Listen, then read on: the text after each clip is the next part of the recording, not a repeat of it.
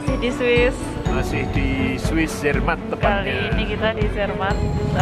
Untuk konten kali ini ada beberapa pertanyaan yang sering ditanyakan, khusus untuk couple ya, couple question ya. Hari ini akan kita jawab satu persatu pertanyaan-pertanyaan tentang apa sih yang menjadi tantangan pasangan, khususnya kita nih yang sudah menghadapi 10 tahun pernikahan ya. Lebih. Ya, 14 tahun tepatnya. 14 tahun tepatnya. Pasti ada up and down dan akan kita bahas nanti sambil jalan-jalan di Zermatt.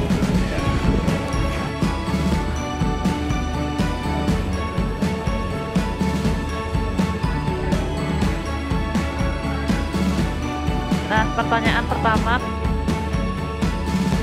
honeymoon itu habis nikah itu 5 tahun pertama masih aman gitu ya, tapi setelah 5 tahun menuju 10 tahun itu banyak tantangan. Kalau menurut Papa gimana tuh? Ya, di 5 tahun pertama itu kita sebetulnya masih adjust, masih adaptasi, karena kan kita dibesarkan di lingkungan yang berbeda, dari keluarga yang berbeda, latar belakang budayanya juga mungkin beda, cara pendidikannya juga beda. Meskipun kita sama-sama dari Solo, tapi tetaplah perbedaan dalam mendidik dari bapak-bapak kita kan pasti beda. Bapak ibu ya. Kalau 5 tahun kita sih kayaknya masih jalan-jalan ya, karena waktu itu kita belum punya anak. Ya. Terus menuju 5 tahun, 10 tahun itu memang tantangan karena kita baru dikaruniai anak di usia pernikahan ke-7 ya Pak ya. Ya. Itu terus jadi berasa banget sih kayak tanggung jawabnya yang mana yang harus kita pegang gitu, karena kebetulan kita dua-duanya juga kerja. Pasti banyak juga teman-teman di luar sana juga yang suami istrinya juga kerja, jadi ketika punya anak baru kelihatan banget tantangannya di pernikahan. Ya.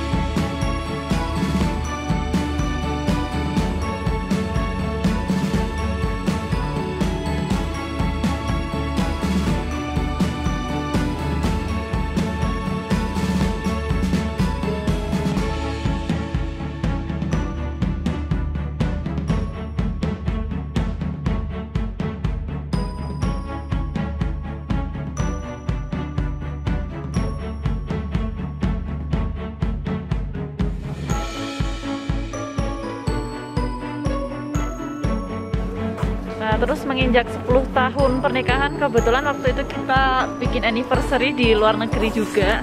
Alhamdulillah. Kenapa? Karena setiap anniversary atau peringatan 1 tahun pernikahan itu setiap tahun ya, kita tuh selalu evaluasi juga. Cuman kalau menurut kita tuh sampai 10 tahun sih nggak jadi kendala tersendiri ya, justru 10 tahun ke atas itu ya.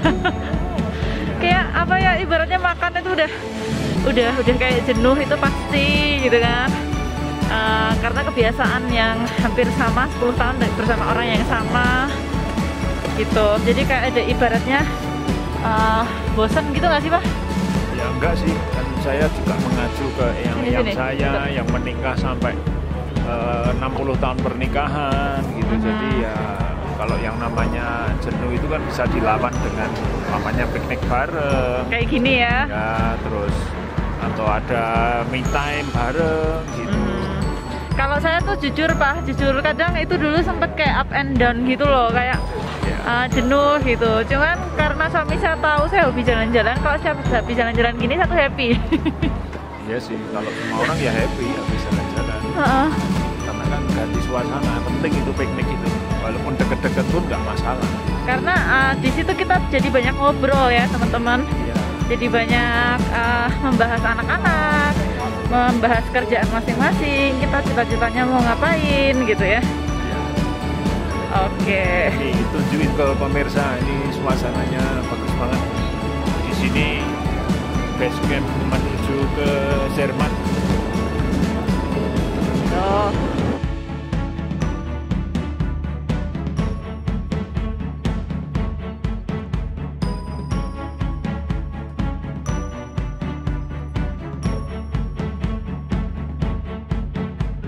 Saya mau nanya, kalau dalam sebuah hubungan itu biasanya kalau di Indonesia ya, melihat budaya banyak sekali suami yang keberatan istrinya bekerja atau lebih tinggi gitu penghasilannya. Kalau menurutmu gimana? Kalau bagi saya nggak masalah sih, karena kan saya dibesarkan di keluarga yang dimana bapak ibu saya bekerja, jadi ya sama-sama punya penghasilan. Saya nggak masalah, yang penting tetap ada kebersamaan. Oke, jadi nggak ada masalah ya. Terus caranya mensupport kamu punya istri aktif gitu ya, atau produktif? Karena banyak teman-teman cewek dari teman-teman yang mereka juga sama-sama istri gitu. Kok bisa sih Mas Purnama membolehkan gitu, atau suamimu boleh membolehkan kamu bekerja atau aktif gitu, banyak kegiatan? Karena banyak yang mengira ini saya berani gitu, kayak suami nggak boleh tapi saya nekat gitu kan. Ini saya pengen menunjukkan ke teman-teman bahwa ini saksi ya, langsung ya. Pernyataan dari suami saya gimana tuh? Nggak apa-apa sih, pada prinsipnya bagus sih, karena kan kebetulan Mbak Astri kan juga punya tanggungan di kampus, jadi kan dia harus bekerja, dia harus membangun karir, membangun jenjang pendidikan, jadi ya tuntutan pekerjaan lah itu yang harus dipenuhi. Jadi nggak apa-apa, karena kan sekarang sudah era kesetaraan gender ya, jadi bagi kita biasa sih. Kayak adik-adik saya juga bekerja keras semua, cewek-cewek adik-adik saya, nggak ada masalah. Ya, oke, thank you Pak. Itu tadi sedikit obrolan kita ringan, tapi sebenarnya pentingnya adalah saling memahami satu sama lain, komunikasi aktif, memahami perbedaan, khususnya perbedaan budaya itu menjadi kunci bagaimana hubungan suami istri ataupun semua relationship itu bisa terjaga dengan baik. Tapi di lain ini ya, di lain hal, tidak hanya pengertian, tidak hanya saling komunikasi. Kalau bagi saya sih ya, yang namanya integritas atau kejujuran, keterbukaan itu juga tidak kalah pentingnya.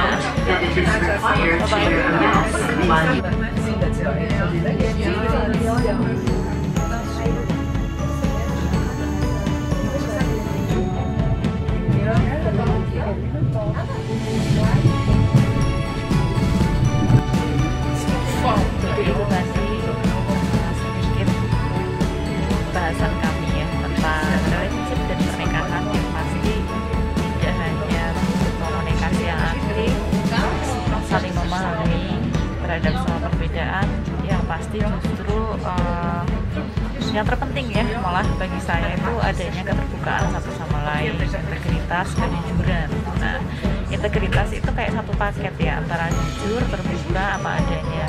Jadi kalau dari awal kita nggak apa adanya, ya nggak akan langgeng yang namanya relationship itu. Oke teman-teman, sampai ketemu di YouTube Astrid ini dengan pembahasan lain yang tentunya kita berharap bisa saling belajar sebagai life pembahasan. Bye-bye, jangan lupa subscribe, like, dan komen ya. Have a nice day.